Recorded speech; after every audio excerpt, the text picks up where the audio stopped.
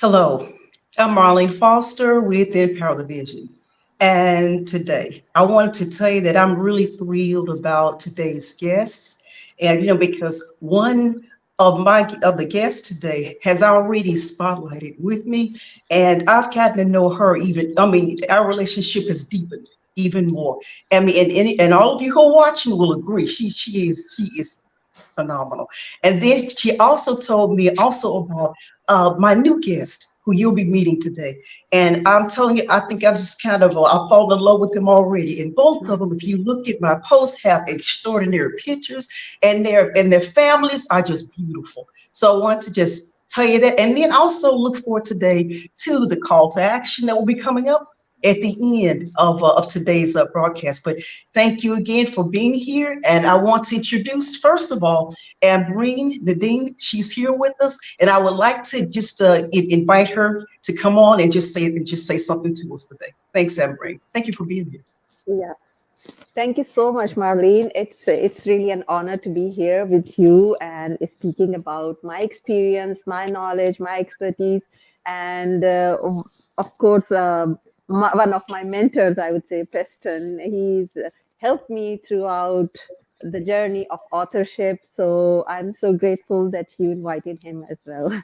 So, Beautiful, beautiful. And so I would love to next to invite Preston, if you would just introduce yourself to today's guest. They're looking forward to meeting you. Yeah, thank you. Thank you. It's so great to be here. I loved being here and being able to connect with people. And Ambreen is so amazing. She's a dear, dear friend and a thank wealth you. of wisdom and true positivity and light in the world. And Marlene, I'm just getting to know you, and you and I are going to be best friends forever because you're just a special soul. And so I love that. So I'm honored to be here and to contribute in any way I can because it's my mission to help people and to uplift humanity. And so I have a bunch of different ways I do that, but that's what I'm here to do. And so thank you so much for having me today. And it is indeed a pleasure. And today we will be talking about self-reflection. And my two guests today can definitely tell you about self-reflection. And there's so many people who are afraid or they're embarrassed, and they feel that when you're vulnerable, that shows weakness. But I really admire my two guests today because both of them are authors, and the two of them have faced difficulties, and they're going to talk with us today to even tell you that maybe even during the pandemic they even had a time to actually not only just the things that went against them, but also there was something in favor. And so I want to start off with Ambreen. If you wouldn't mind, Ambreen, just to start off and tell us prior to the pandemic what life was like prior to, and then your transformation period that took place during the pandemic, and where are you today? Thank Thank you. you so much. Yeah. It's a great question, and I would say that prior to pandemic, I was kind of silently working on my book in a way that, as like many people know, that I had a dream of writing a book, and for that dream, I had given myself 20 years to write publish a book in that time period. So prior to pandemic, what I was doing was like establishing my identity, brand identity, to create credibility among my authors, or among my readers, and among my audience. So what I was doing is like I was writing articles to different blogs, to different magazines, and I've been giving some keynote speeches to different institution, right? Even like when I was in Pakistan, I was giving lectures to universities and to different companies. Even when I moved to Saudi Arabia, I gave some lectures on mental health on different schools and universities. So this was my part. And then right before the pandemic, I joined this beautiful community here in Jeddah, in Saudi Arabia. This is a Pathways community. That's the because here prior to pandemic, what I was doing face to face. I was like in person meetings, and I was doing a lot of work to empower women in Saudi Arabia. So I was doing like workshops. I was conducting workshops for on parenting, in-person workshops, and I was doing a lot of gathering meetings uh, for women here, because what I noticed in in this country, or maybe like in any other country as well, like people are so much are living their lives in kind of their silos. So they need to come up. They have this need for the belongingness, right? And so that was my kind of role prior to pandemic, was that I was bringing them together and giving them platform where they can come interact with each other. And as a psychologist, I was also helping them. So that was my work prior to pandemic, and then pandemic happened. When pandemic happened, everything was shut down, everything, like we were forced to go back to our home, and everyone again faced the same kind of, I would say, loneliness, depression, and so and that kind of put me back again, because when I was creating my identity and establishing my identity, I thought that, oh god, like I was creating identity, but then I was pushed back again to be. But then, like I always say that everything happens for a reason. So what I started my journey on LinkedIn in on 2020. That was a little prior to a pandemic, but the thing is that then when it happened, I focused more on social media then. And then on all from all the social media platform, I chose LinkedIn because I feel it is the community which is more professional, and they were more Mhm. accepting. And when whatever I was sharing, like my content, my articles, it was well received. Or like I thought that people could actually understand me, because one of the major problem that I faced, I would say, that throughout my life, that sometimes my concept, my ideas were a bit um, like people were not able to understand, maybe because I was not in the right community, I was not with the right people. So when here I started sharing my knowledge, my it was well taken, it was well received, and that helped me connect with like amazing people like Preston, Roger Brooks, and there are many other people who helped me achieve my goal. So till the time, like till 2020, I did not have any idea that how to publish a book. I would say, because I that was my dream, but still I was working kind of silently. But then when I started being more active on social media, I tried to when I connected with people who were like-minded, then I like tried to gain or to develop the idea that how would I do that. And the people like Preston Weeks or Roger Bruce, that those people helped me publish the book. They helped me at every step, especially Preston helped me at every step, that how could I market the book. And he helped me like with the cover design, with creating, like even choosing the name, everything. So I'm really grateful to for him to making my dream a reality. So he played a very important part. So that was kind of a thing that I was facing prior to pandemic. But one thing I would like to here point out, that when pandemic happened, it was a very difficult time period.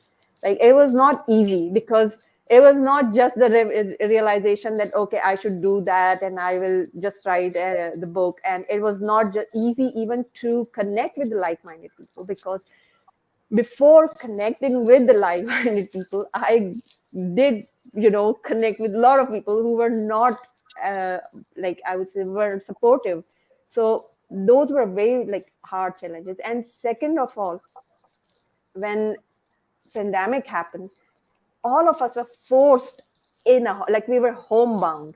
That was another challenge, because being a mother of three kids, I have a family. So it was and I from like when I moved to Saudi, I was working remotely, I was working from home. So the time that I usually work in peace it was a time when people, my kids, my husband usually goes to office, and it was like, but then when pandemic happened, all of them were in home. So they were, I would say they were all in my head, on my head all the time. And it was so difficult. Like I would say that my kids were getting hungry after every 2 hours. So like when I started working, one of my kids can come and they'll say that, Mama, I need some food. I'm hungry. And like, so it was a big challenge. It's not only to cope up with, these, to satisfy the need of my family, but also I was working on my goal also.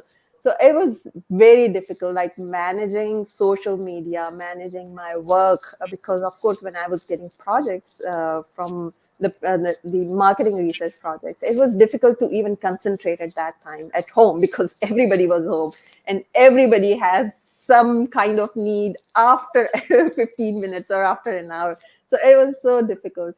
But uh, but the thing is that, as I say, that everything happens for a reason. That taught me that how to focus on the right priorities, how to concentrate on the things which are more urgent and which are more important. And like that made me more disciplined as well. And that helped me uh, create a bond with my family as well. I mean, of course, I always prefer to be with them, but the kind of the bond that happened during the pandemic was much better. I like, you can say that my kids, like, this is the place where my workplace is. But then when pandemic happened, my kids came in the same place, because this is the place they want to have their online classes as well. They need some workstation also. So they were around me. So in a way it was distracting, but the other way it was that I was with them all the time, getting to know them more and had more time with them. So it's, I would say that it's just a matter that how we see any situation. Yes, it was difficult, but the thing is, I need to change the perception that, okay, if it was difficult, then I need to see that how I can be more grateful for that opportunity to be with them, to enjoy the time. And once I had that moment of gratitude, it actually removes the or relieves the stress and brings the joy to my mind. And that joy is helps me to concentrate on my work, to connect with myself. And one thing, yes, I also want to highlight here that, yeah, it was all stressful, it was all like difficult, but one thing that kept me going was to maintain my boundaries, to maintain my self-care. Because I always have morning routines, but at that time, initially I was trying, because all the life was, went upside down. So initially I started skipping my meditation, my yoga, my breathing exercise. But then I realized that it is harming me. So then I became more, as I mentioned earlier also, I became more disciplined. I said, no, I need to take care of myself. I need to take some time out for myself. I need to have me time. Only then I would be able to take care of my family. Only then I would be able to achieve whatever the goal I set for myself. So that's, I would say, in brief, was my life prior to pandemic, and then after pandemic, and during the pandemic. Yeah, Ambreen, you know what? That's amazing listening to you, because now see that's relatable. And did you hear Preston? I mean, it's so relatable, especially Preston with with the family, with children, wife, and with me, it was mainly my granddaughter, who was around me a lot. And you had to just self, like you said, self reflection, looking at what you need to do for for yourself, so that you can be much more powerful, more Yeah, beneficial, for not just for yourself, and for the family. And I was listening yeah, to you say, you mentioned silence, and you can listen to this too, Preston. Silence. How was silence beneficial for you? And then what did you see some of the drawbacks of silence? I want to ask you that. You're asking Preston, right? Yeah, the silence, because silence was hard for me. Oh, yeah, oh, for me? Oh, are you asking me? Okay, sorry.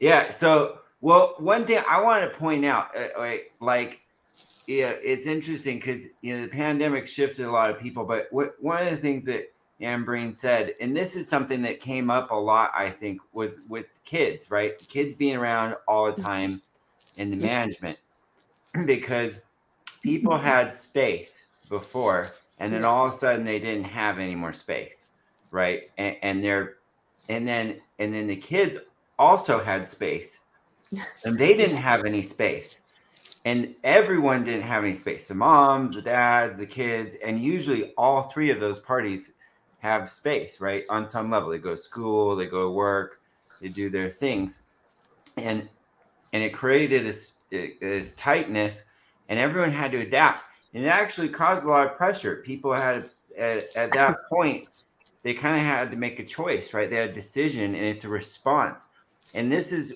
where there's success stories and there's a lot of failures and hurt that's been caused by the pandemic, because in that moment it put a lot of pressure, because you go, I'm a working parent, I've got to perform in a stressful situation, my kids are annoying me, right? That created contention, and it actually led to a lot of situations of abuse or different challenges that actually did. I help an organization called Child Help that deals with helping kids in distress situations, and they have a helpline, and their calls went up over 40% during the pandemic because of the extra pressure.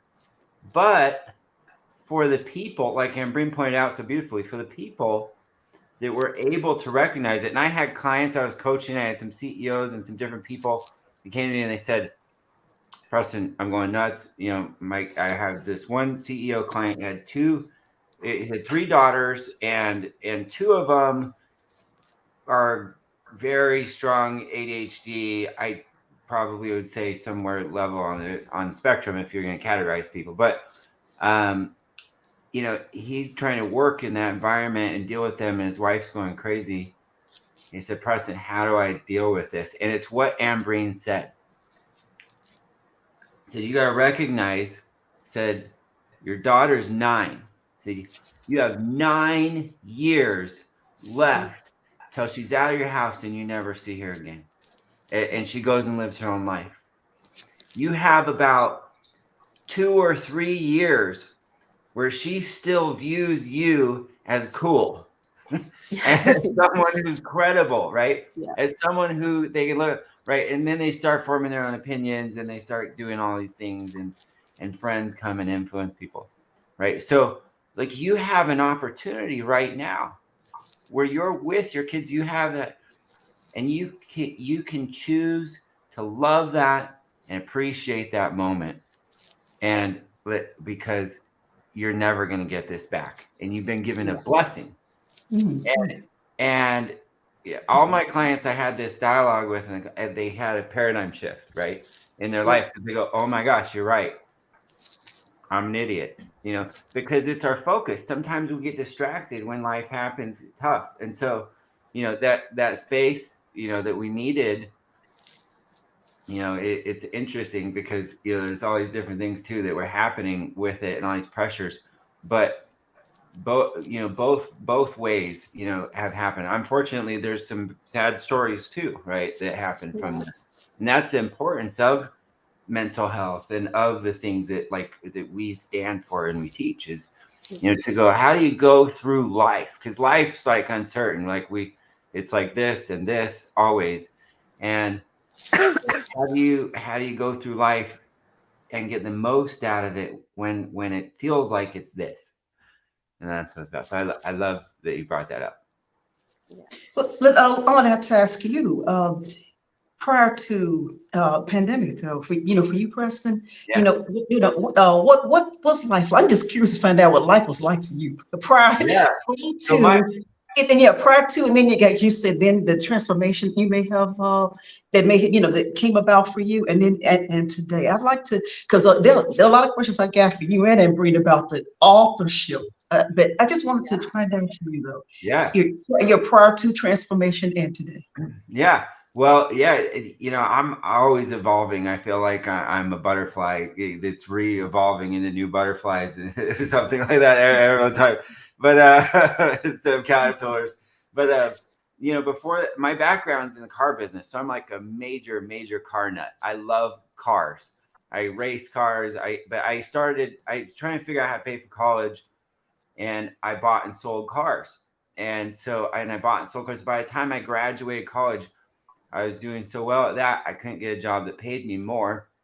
So I started car dealerships, and I did well at that. So I ended up co-owning 15 car dealerships. And then I had a lot of really great high-end clients. One of those was a guy named Mark Victor Hansen. Mark wrote Chicken Soup for the Soul books, Aladdin Factor, 1 Minute Millionaire. He sold over 500 million books. And he said, I saw what you did in the car business. Will you help me run a renewable energy startup? So I left the car business, launched the energy startup, huge, crazy adventure with Mark. And then we sold that in 2019, October of 2019. So right before the pandemic. And I was repositioning because I had always done outsourcing. I had teams in the Philippines, and I was going to provide outsourced employees for U.S. companies. I started Operations X, and I partnered up with the guy. I had 550 people in the Philippines, and we were placing employees in the U.S. We launched January of 2020. Oh. Started placing people. Then the pandemic hit. Everyone's like, I don't want employees. Like, we don't even know what our company looks like, right? And so I just launched this whole business, and we're going, now what? Like, what do we do? And so, but people needed solutions, and I'm a solution guy. And so they're like, well, I don't need an employee. I need to figure out, I own a speaking business. I need to figure out what that looks like when there's no live events anymore. Or I own this, what is the future of my company? So I started taking my teams and putting people's companies online and creating that, whatever that was. And one of those was Mark and an author training course. So we did an author training course called You Have a Book in You. And that was my first digital program that I had built in partnership with Mark. And it was with all Mark's amazing wisdom and of book knowledge. And it taught me a lot. And actually going through that was the inspiration for my book, wherever I just said it, which is How to Be Up in Down Times, which led me to write this book in partnership with Mark and Mitzi Perdue. Mitzi, her family owns Perdue Chicken. They're like the third biggest chicken company in the world. And her dad started Sheraton Hotels. So she's a double heiress, really incredible human, really brilliant. But she helped me with that book. And so we did that, launched that, and then COVID, right, was just an evolution for humanity. It put every single person, doesn't matter where you are, it put everyone under pressure because there's so much uncertainty and there's so much that was happening.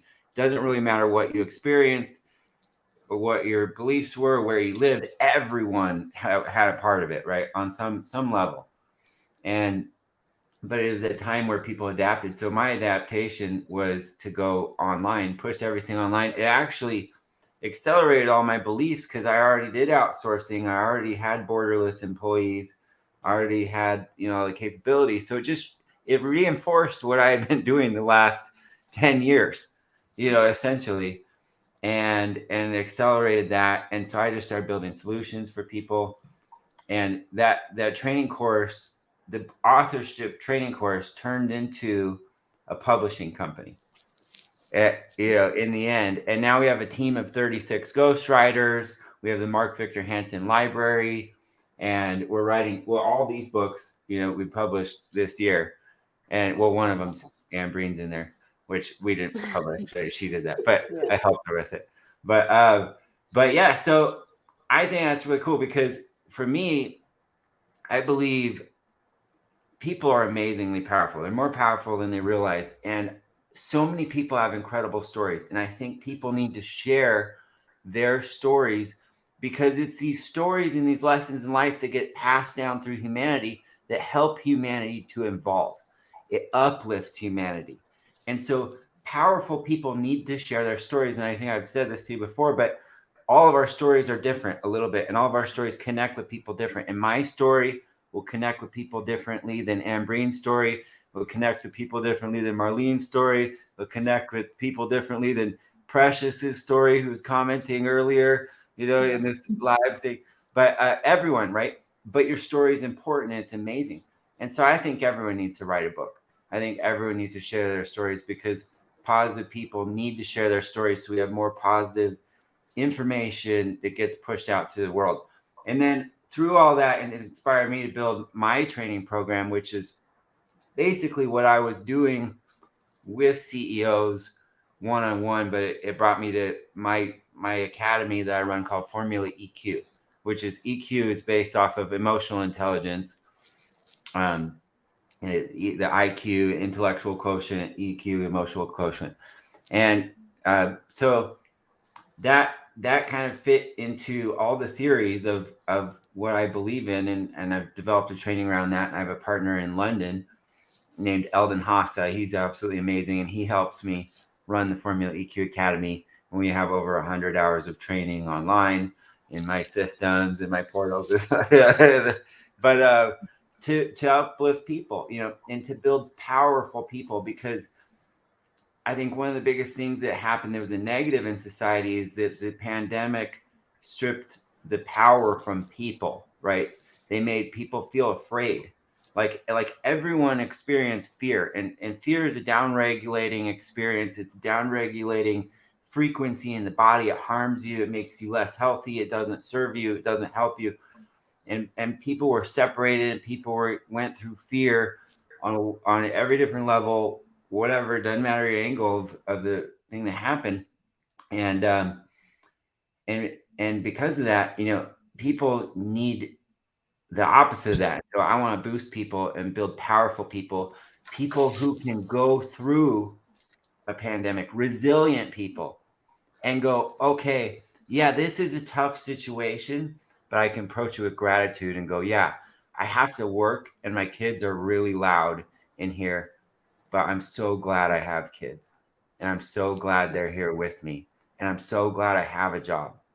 And not focusing on the hard things in life, but focusing on the beauty, because too often we get distracted by the hard things in life, and there's so much beautiful, and all you need to do is just look at it and realize it, and build up subconscious programming so that you're super good at recognizing it. Because like my shirt says, I am. Whatever you say, I am some of the most powerful words in the world, because they're the words of creation. They're the words of the creator. They're words, because whatever you say after I am is your reality. It creates your reality. Your thought creates your reality. Your thought shows up and materializes into physical things. I was going to do a funny post probably tomorrow, because I had this cool idea. And it was silly about making love, right? And they say make love, and people make love, but like that's a cool idea, because that means that like you, if that's true, like you were created from love. Yeah. Think about that, right? And so if you're created from love, you are love on some level. And so, but whatever it happens, whatever you say is true, because that becomes what you are and what you think and what you believe, and that's what you actually create in the world. And so I'm trying to teach people to deal with life and live the way that they want to live, not the way that society's trying to aim, or experiences in life, tend to make people feel. Preston, what happened to the employees? I know you mentioned there were some employees who were there at that particular time. What happened with them? And you've mentioned solutions. What were some of the type of solutions that you? Yeah. So, those employees, we were placing them into different American companies, but they ended up doing like medical payment processing, so it's a big medical payment processing company. And my partner ended up running that, and he's actually the CEO of that whole thing, still, where they do huge medical payment things. But yeah, I took a team out. Now I have a team. I have my own team of 24 people, and we just do stuff, make cool projects, take people's dreams and turn them into reality, take people's solutions and help them to serve them to the world. Preston, the book you just showed us, how did you write that book in 30 days? Yeah, well, that was cool. So the genesis, okay, I want to know. Yeah, the creation of this book, I got to give the credit to Mitzi Purdue, who I was talking about. And so Mitzi called, I was working on the training course with Mark, actually. I was at Mark's house. And Mitzi called. She's like, hey, I'm trying to write a book. I want to do 52 ways to stay safe during COVID. She has some medical, type of background I couldn't represent here today accurately. But she said, my people said I can't do that because it puts me in liability, right? To give advice that could be related to health in a book. So I said, well, don't give medical advice. I was like, I think people are going to go through a lot of hard things. I was like, let's help people to live better. Let's give practical advice for people to live happier and get through this. And she's like, I love it. Will you help me write the book? And I was like, okay. I was like, let's do it.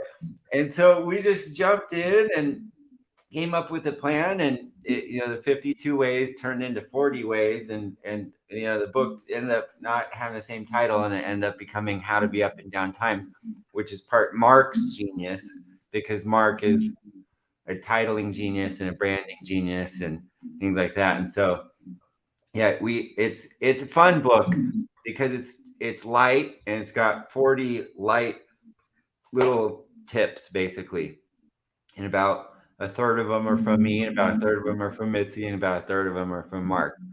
And it's combined stuff that are just neat things in it, and it goes to soul, mind, and body as far as the tips, on different levels. And you just hit the nail on the head right there. If you guys would think about it, collaboration didn't even really take a strong hold during the pandemic, didn't it? Collaboration, because I know it did for me. And Ambreen, how long did it take you? I mean, I know that you took over few years, over some years, you took your time to come up with content and all of that, but writing it and getting it where you could actually even show it to Preston, how long did it take you to write your book?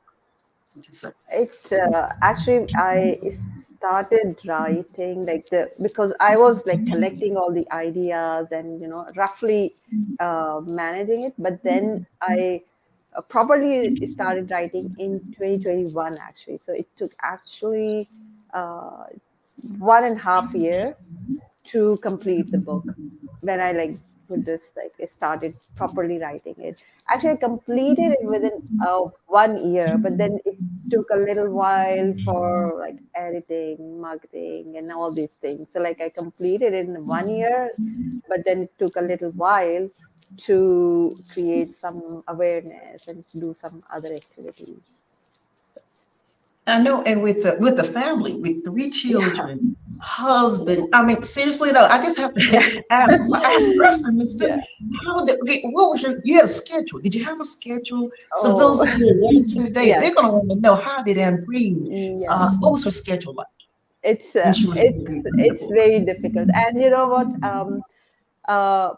It's managing time is one of I'm also trying to write in my second book that how we can manage time, but time, I feel, all depends on the perception, right? I always give this example, like for example, if you're doing something really interesting, you see how time flies. It's you don't get it, but if you are sitting, let's say, at the dentist, if he's trying to do some procedure, even the 1 minute seems like eternity. So it all depends on the time that how we see it.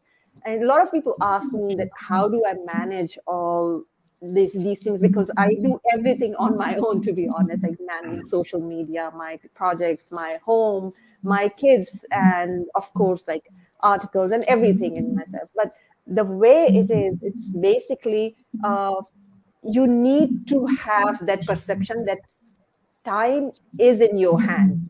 You are not slave by the time. You're not going by the time that, okay, you need to finish it 1 hour, and then you're just looking at the clock that, okay, it's 2 minutes past. It doesn't work like that. You need to have that vision that, okay, I have this time and I will complete it in this time. Okay. So I do a lot of exercise of visualizing. Secondly, what I do is that I know that, as I mentioned, that time passes quickly when we are, or when we do something that is that we like. So rather than creating a stress, like for example, sometimes I do my project, which are not very, I mean, or not every project is very interesting, right? It's something that, I remember that one project I was doing for the finance kind of a project, which I really don't like this. But the thing is that it doesn't matter. I mean, of course, it's a research. So you need to, again, tweak the way you look at things. So it's not about, I always try to uh, adapt to the situation. I said, okay, this is something that I like to do. You need to have that kind of enthusiasm about working anything that, So when you add the joy to the work, you feel like you become more productive, I would say. It's the same task may take forever if you think, oh my god, it's a burden, it's a stress, so it will never gonna work. But if you think that I can do this and this is my time, and I must mention that because prior to pandemic, I actually was thinking that I will start a proper career, or I was thinking that I will do some job. So I took a course of this what is called uh, this 6 month post graduation course, because I thought that I want to start a career. So I was doing that also online. So that was an added thing. Anyways, but writing a thesis and submitting this, it was too much for me, to be honest. But the thing is, again, it all depends on the perception.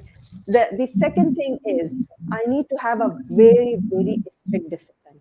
Like, when I wake up in the morning, like I wake up usually at 4:30 to 5. I do the meditation, and I like do some yoga and like prayers and everything. And at that point in time, I actually structure or organize my day, that what is I'm going to do.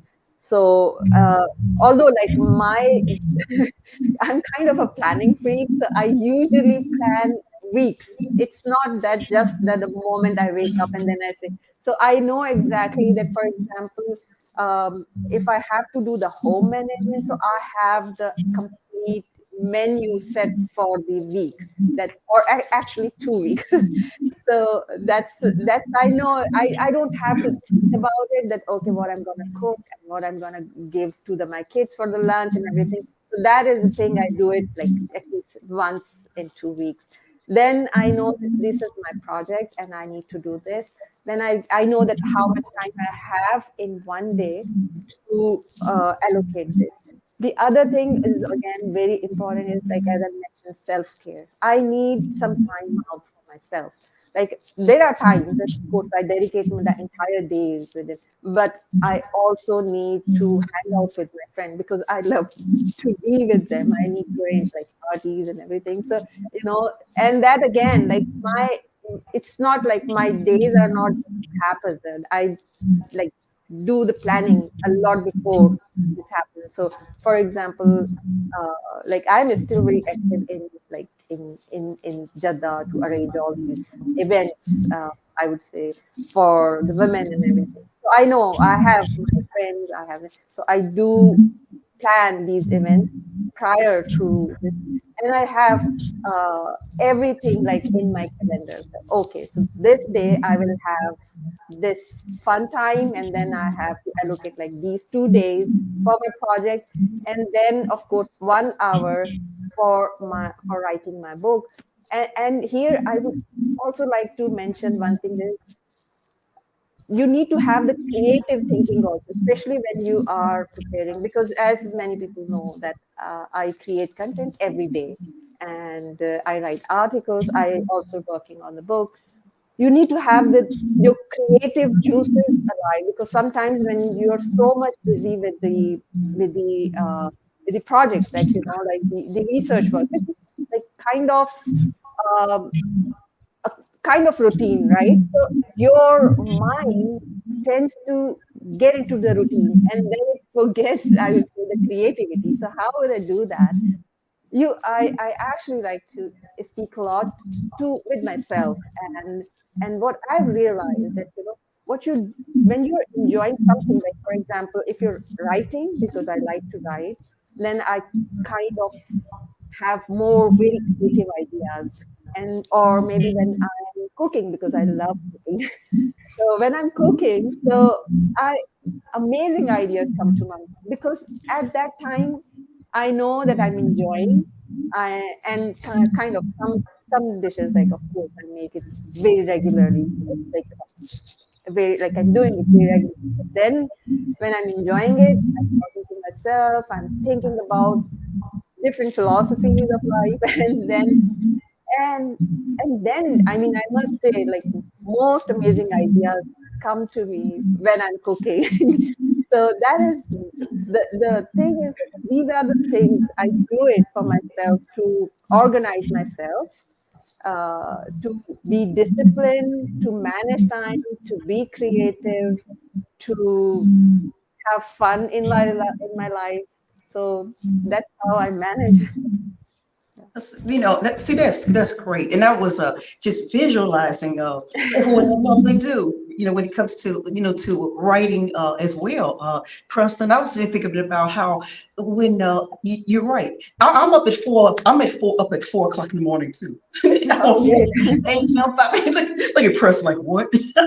I have to. I wake up. Well, I'm like about 5. Yeah. So At 5, okay, that's just an hour I'll do. So what I'll do is if I'm like with writing, and and like you just mentioned, it is good being creative. So what I'll do is I'll reward myself a little bit. So I'll turn the music on and I'll Yeah. dance around the furniture, Yeah. or if I dance around the bed and just flip a little bit and just, Yeah. and just act really, really goofy. And Yeah. then I said, okay, then I have to know what, then the alarm goes off and I said, oh, okay. Yeah. Get back to it. And so I do it too. Now, what do you do, Preston? What do you do to keep yourself with I love what Bree was talking about. We need to go to our house for dinner too. Okay, remember that. Yes, yes, please. I I know. No, would I love want to. to. I seriously, I want to come over to Yes, Saudi please. just to hang out with Ambreen Yes, and yes. I would love to do that. I love to cook for my friends. I invite people just to, cook. So yes, I would love to have you all. yeah. But I loved, what she was saying about, well, a couple things that Ambreen was talking about that I love. And we've had some great conversations. She started out with talking about time, right? Yeah. And I know we've got Ambreen and I have had a lot of great Yeah. conversations about time, and we have some unique perspectives about time. And I actually think that time isn't quite exactly how people understand it. I think it's more of a language. I call it a language to describe where you are in relation to the stars, more so than Yeah. actually the way that people think of time as seconds Yeah. clicking away, right? Yeah. It's because, and I wanted to highlight this because she was touching on it and I loved it. So I wanted to emphasize it. Is time is on a human level, time is experienced. It's not a clock. Even though I love watches and I always wear a watch. Actually, yeah, I'm a watch nut, and I wear nice watches because it reminds me time is the one thing I can't buy. So it reminds me to appreciate all of my time. That's why I wear nice watches. But time is experienced, and so we have this relationship, and it's like she was saying, if you're sitting in a dentist chair, it takes a long time.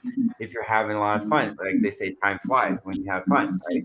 Well, it literally does on an experience. where you go, oh, what's the human experience? And then when you go cross that over into performance, right, and work and things like that, and you go, okay, what's my relationship with time and work, and how do I expand that or contract that? And too many people in the day, they go, oh, I got to work from 9 to 5. I'm going to clock in at 9. I'm going to work till 5. But when you look at how they experience that time, their productivity is not that much time worth of work, right?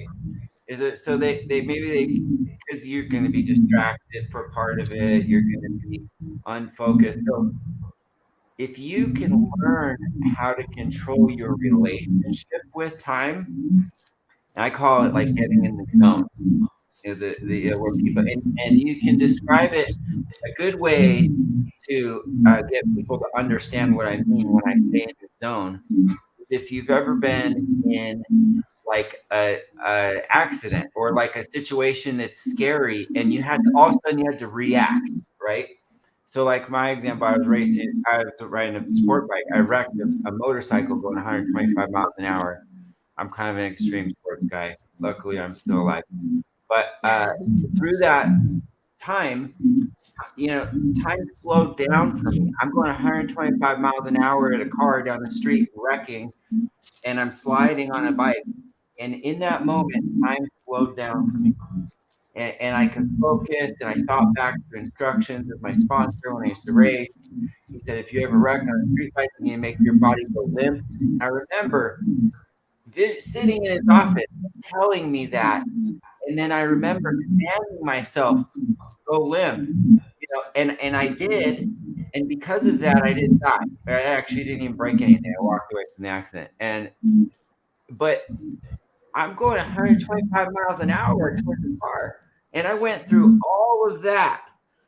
And not only did I do that, I functionally trained my body to respond, and I didn't die. Wow. So my experience, right? My experience of time on a human level is extremely accelerated in that moment. And that proves that it's possible, right? It proves that it's possible. And you take that same concept and you go, okay, what if I can take that type of focus, that level of focus, and I could put it into work? So I'm going to write a book. Well, I'll just plow out a whole chapter like I'm super powered, hyper focused, get it done. That's in the zone. Another bridge to see where that is easier to understand is high performance athlete, right? Yeah. When you have a very, very high performance athlete, like how do you get a guy to hit a 104 mile an hour fastball from a baseball pitcher? He's so hyper focused on that ball at that moment. He trained himself. Nothing else in the world exists. Mm-hmm. Nothing else in the world happening in his mind except for that baseball. And that's being in the zone. And we can train ourselves to actually access that, sometimes a little bit, sometimes a lot. But it's through visualization, through what Ambreen was talking about. Yes. Okay, but let me ask you this, Preston. What was it about Ambreen that when you heard about the book she was writing, the content, you met her, and you saw the type of person that she is? What made you what grasped you and said, I'm working with her. I love the content. I love what she's writing. I love what it all stands for. What was it about her that just captured you? I wanted you to just tell us that. Yeah. Well, first of all, I am a empath, people sometimes call it. So I actually feel people's thoughts, and I can't avoid that. And I'm a very, very good judge of character. And that's what made me very good at sales, actually, in the car business and things like that. That's what made me, because I can read people, I can understand what they're thinking. And when I saw Ambreen, the second I got to know Ambreen, her heart and the type of human she is was clearly obvious to me. And she's the type of person that I align with, that I want to support, and that I want to be friends with, because she's an incredible thinker. She's way more organized than I am. I love surrounding myself. Her organizational stuff that she was mentioning, That is not my strong suit. I have people like her on my team. That's who I need around me so that they can help me to be organized because I'm like on the creative side or something like that. Yeah. But yeah, it's but she's just an amazing human, and that's why. And I just Thank you. it's very clear as day to me. But what do you think about her book, the content within her book, though? I'm just want Oh you my read gosh. it. Okay, Okay, so yeah. like for real, like her be well. Okay, going back to the organization of Yeah. it, this book is so well thought out because she put 20 years of thought behind this project, and you can see it and you can experience it. There's a lot of books out there that aren't laid out, or they're disconnected, or they have incomplete thought, or the thought isn't really supported or validated, and that's not this book. It's not this book. It's very well thought out. It's very well done, and it's a fascinating book on top of that too. So yeah, Yeah, I thank love it. you. Yeah, Preston, when I read her book, it's there are books that you read that are just wordy. You guys know what I'm talking about. They Mhm. just filled with words.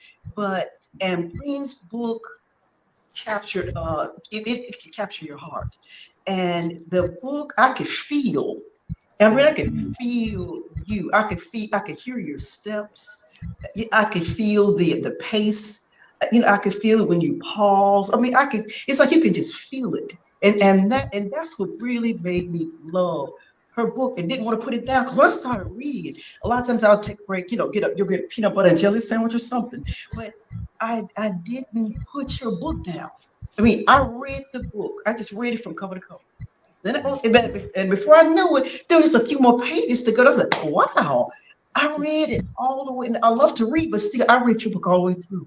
And that's what I felt, Preston, was the emotional side of it. I picked up on, from reading her book. And she related to me too. There was some relationship building there through the book.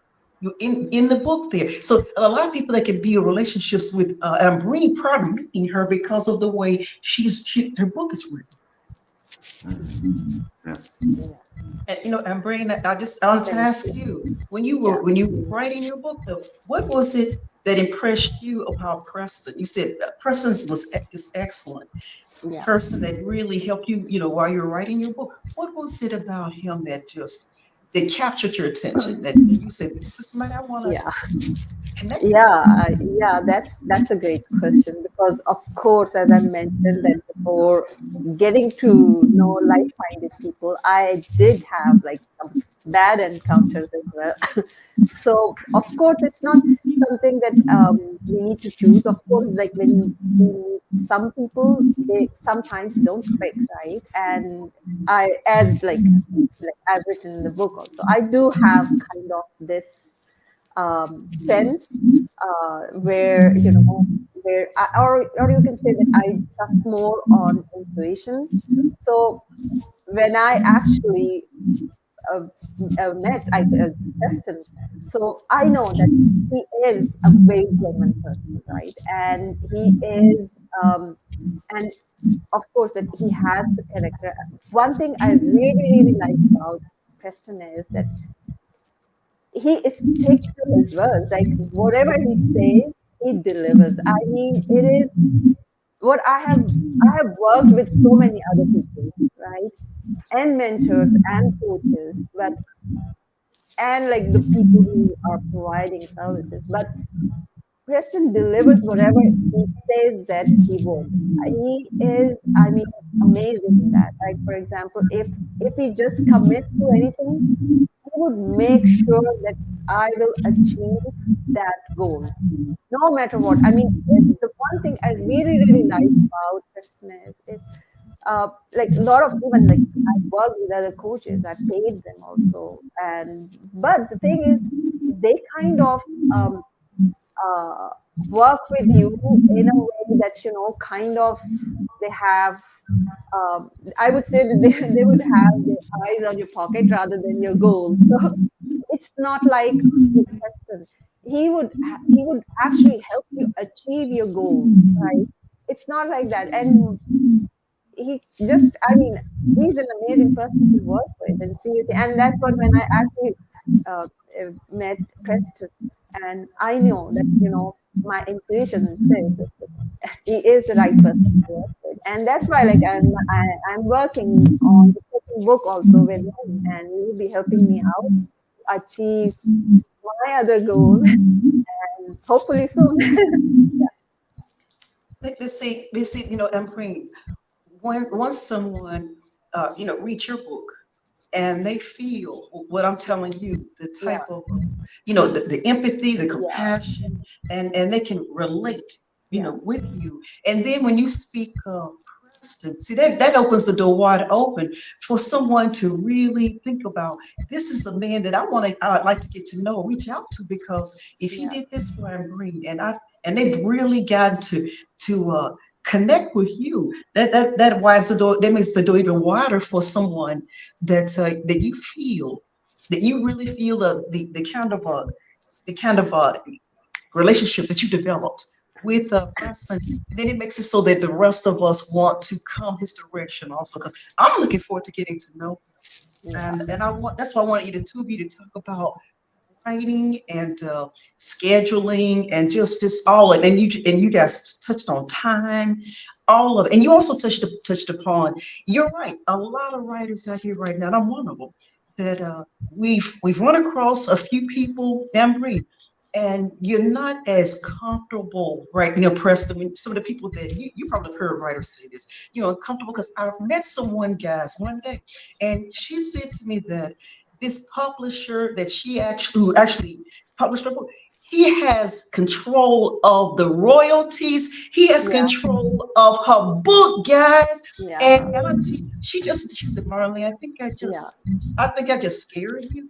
I said, you don't know the work you just did. You don't know how to describe what you just did for me. yeah, And it just confirmed, guys, what I'm hearing from other writers out yeah, here. And that's yeah, why I wanted Ambreen to come and to bring you, Preston, because there's so many of us who needed to hear this today. We need to hear yeah, real plain facts. We need to yeah, hear. absolutely, yeah, And Marlene, too, you brought up something I think that's important too, and coming from owning a hybrid publishing company, um, I'm an advocate of self-publishing these days. yeah, I'm an advocate of self-publishing these days. You don't have to go through traditional publishing like you used to. It's different now. And truthfully, the value of traditional publishing is much less than it was historically because all the bookstores are gone.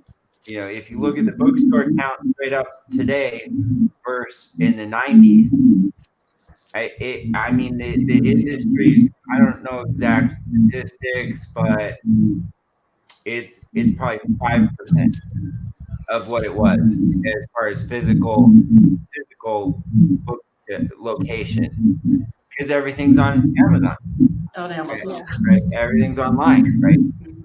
Even Barnes and Noble does a lot of online stuff. So, or the big, so if you can put it in the channel, then you can market the book on your own correctly, represent it, then own your rights, right? Like you're yeah, talking about. yeah, Own the rights to the book, own every aspect of the book. And in my mind, I think every book needs a business or a brand behind it. Because you want to have something like to represent. You want to represent that book beyond the book.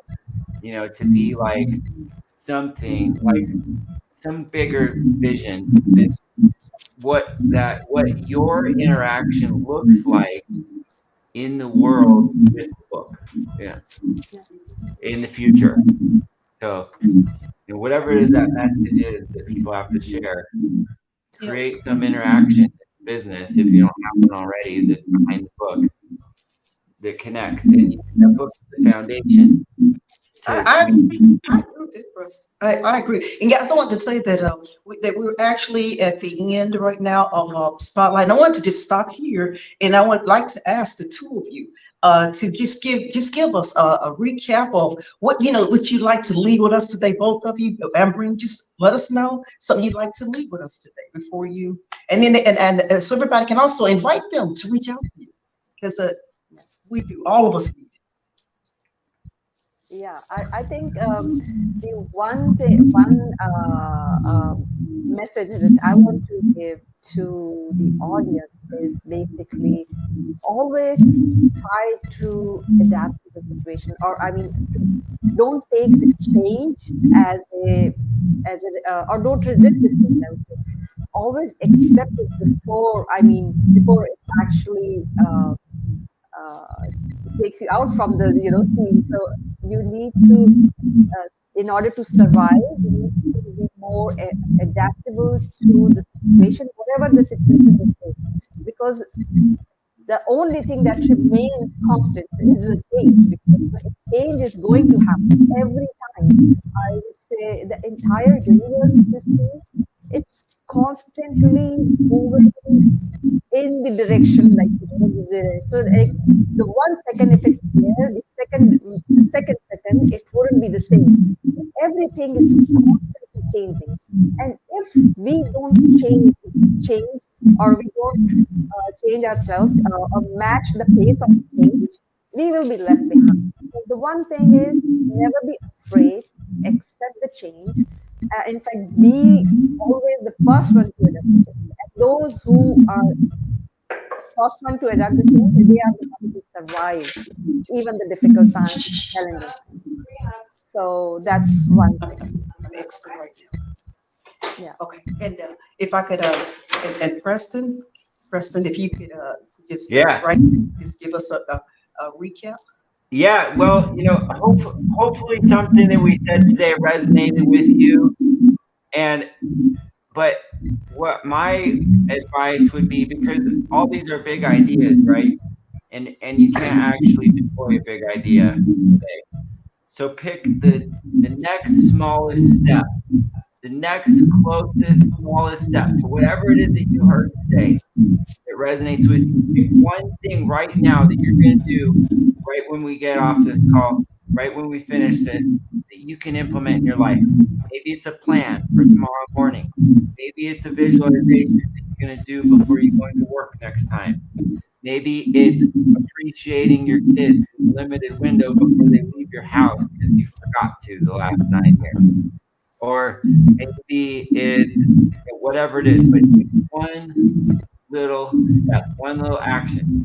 And if you want to come and you want to check out my academy, you can go to formulaeq.com and there's a pop up there. You can visit as a guest for free.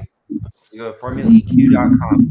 You can come check it out. Come experience one of our things for free and try it out. If you want to get a hold of me, just text Preston to the number 21,000 and I'll get you an invite too if you want to do it that way. So phone number 21,000 is text the keyword Preston and I'll get anyone who has that today or through this podcast a free invite to the Formula EQ Academy in case you want to join us in a meditation and another fun lesson. So anything I can do, I'm here to help. Thank you, Marlene, so much for having me. Today was a pleasure. Yeah, thank Thank you. you so much, everyone who in the audience who came today, and thank you so much, Ambreen and Preston. I'm looking forward to getting to know you. I'm writing, and I'm looking forward to connecting.